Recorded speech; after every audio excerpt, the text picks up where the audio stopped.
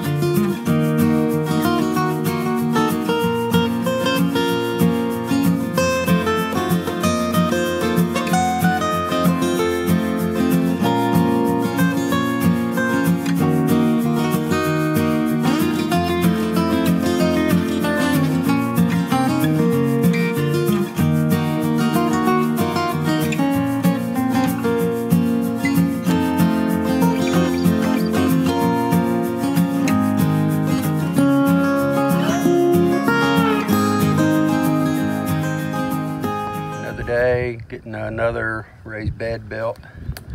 Got this one mostly filled yesterday, and starting on this one directly across from it, since we've got another decent day here in Kentucky. Time for me to sit this down and get back to work.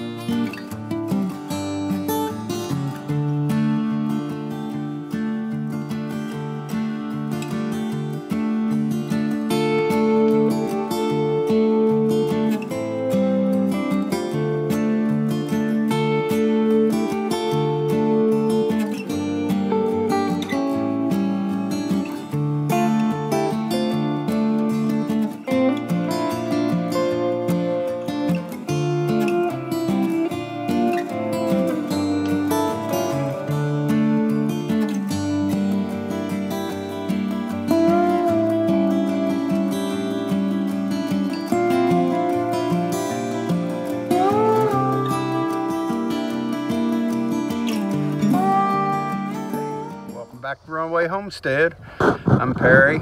I am out here at the garden. I've got a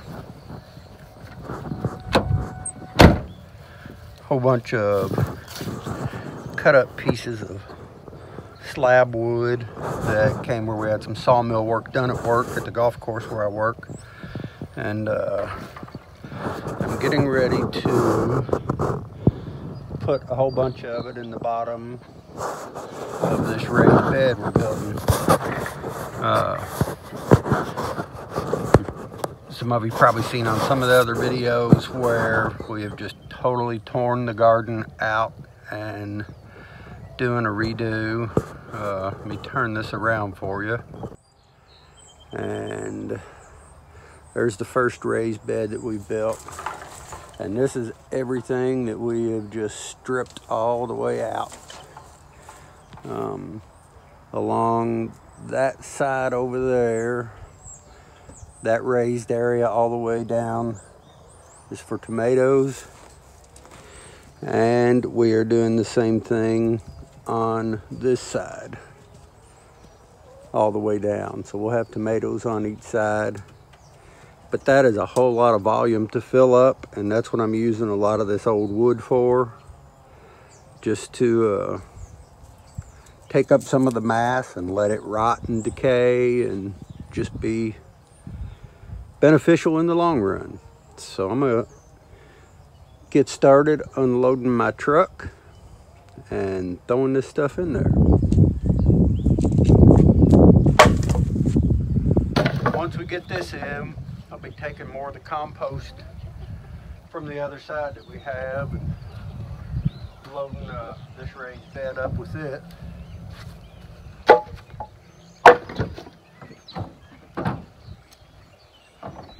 These two first beds are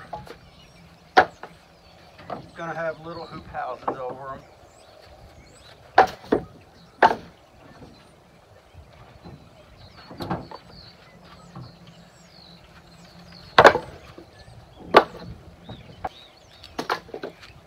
I'm also hoping to have time to get over and cut my elderberry back today. Get it pruned back. My cuttings inside seem to be doing pretty good. And I've also got to move my grapevine to where it has better airflow, so it'll dry sooner with dew and not end up with black rot like I had last year. Last year my grapes, other than that, man, the vines were just loaded.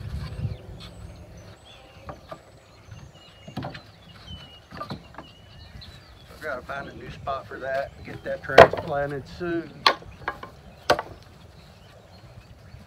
Like everybody else, I'm ready for warm weather.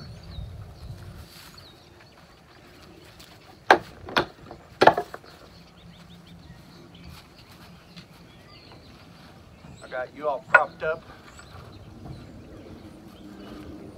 in my rain gauge. Not finished. I just thought I'd show you all what I've got in here. Some of the stuff will actually be moved around to help take pressure off of the walls. And I've got pipe and T-post over there to drive into the ground around the outside of the raised beds just for extra support. And yeah, Ellie's out here always looking for something. What is it, Ellie? What is it?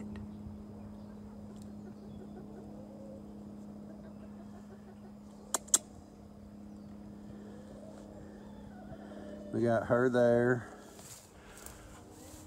The bully chicken over here that has to stay by herself. She's great with people, but she likes to be the top of the pecking order and pick on all the other girls over here.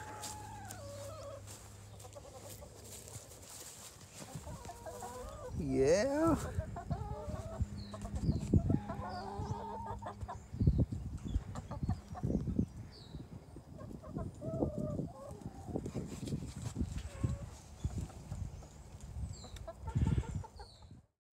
Okay, now I'm out here and trying to do this so that it's good lighting for you all, but it's hard for me to see. Anyhow, I'm cutting back the elderberry here. I was just reading about cutting it way down to encourage new growth, and that sorry, something just popped up on my phone. It said our camera noticed motion at our front door. But I was reading about where if you don't cut these back, that they only have a 10 to 15 year lifespan, and they'll just start deadwooding out. So I'm not only doing that, I'm going ahead and taking more cuttings to put in my willow water, and I hope to have time to go in and take looking at my father-in-law over there walking around the house.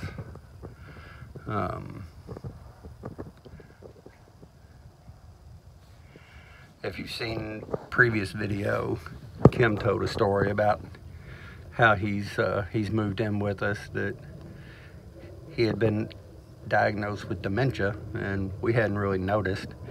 He also has OCD, which doctors and nurses says that actually helps dementia patients because they're so patterned in the stuff they do. But they recommend that he really shouldn't live alone anymore, so he's with us. And he's just enjoying a walk around the house.